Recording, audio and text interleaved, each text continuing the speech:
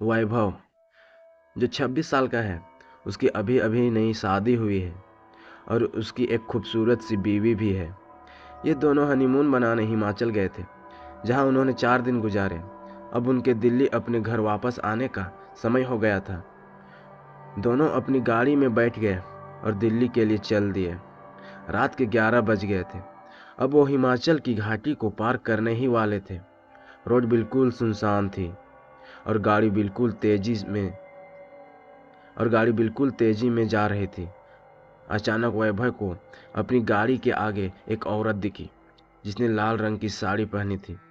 वो दूर से ही हाथ हिलाकर गाड़ी को रोक रही थी। उसको देखकर वैभव की बीवी ने उसे गाड़ी रोकने से मना कर दिया, क्योंकि उसको डर था कि ये कोई लूटपाट करने की चाल हो सकती है।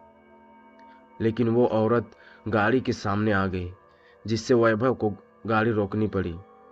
वो औरत जोर जोर से दरवाजे को पीटने लगी। उसके चेहरे के हाव भाव से ऐसा लग रहा था कि जैसे वो किसी बड़ी मुसीबत में हो।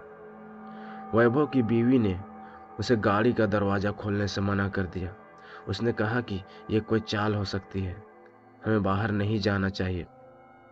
पर वैभव ने बोला कि अगर सच में ये किसी मुसीबत में होंगी तो, और उसे हमारी ज़रूरत हो, क्योंकि उसको देखकर वो अच्छे खासे घर की लग रही थी। ये बोलते ही वैभव ने गाड़ी का दरवाज़ा खोल दिया और बाहर आ गया। वो औरत घबराते हुए बोली, प्लीज़ मेरी मदद करो। वैभव ने बोला, क्या हुआ? उस औरत ने जवाब दिया कि मेरी गाड़ी नीचे खाई में गिरकर एक पेड़ से टकरा गई है और उसमें मेरी छोटी सी बच्ची फंसी हुई है। प्लीज़ उसको बाहर निकालो। ये सुनते ही वैभव की बीवी भी बाहर आ गई और तीनों खाई की ओर भागे। उन्होंने देखा कि वो गाड़ी थोड़ी नीचे एक पेड़ से टकराई हुई है। वैभव झट से नीचे की ओर गया। उसने देखा कि पीछे वाली सीट पर एक बच्ची बैठी है जो रो रही है। वैभव ने दरवाज़ा खोलना चाहा पर वो नहीं खुला। दरवाज़ा अटका हुआ था। उसने बहुत कोशिश की, तब जाकर वो दरवाज़ा खुला। वैभव ने उस लड़की को बाहर निकालकर अपनी गोदी में रख लिया, पर लड़की अभी भी रोए जा रही थी और मम्मी मम्मी कर रही थी।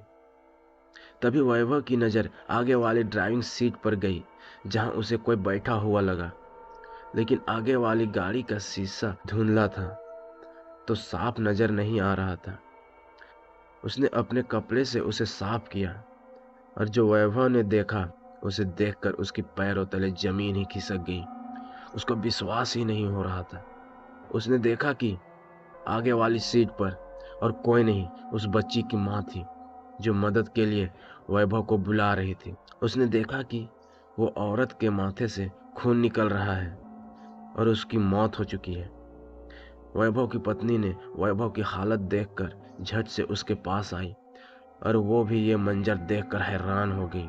ये देखते ही वैभव और उसकी पत्नी ने पीछे की ओर देखा, जहां वो औरत खड़ी थी, पर वहां अब कोई नहीं था।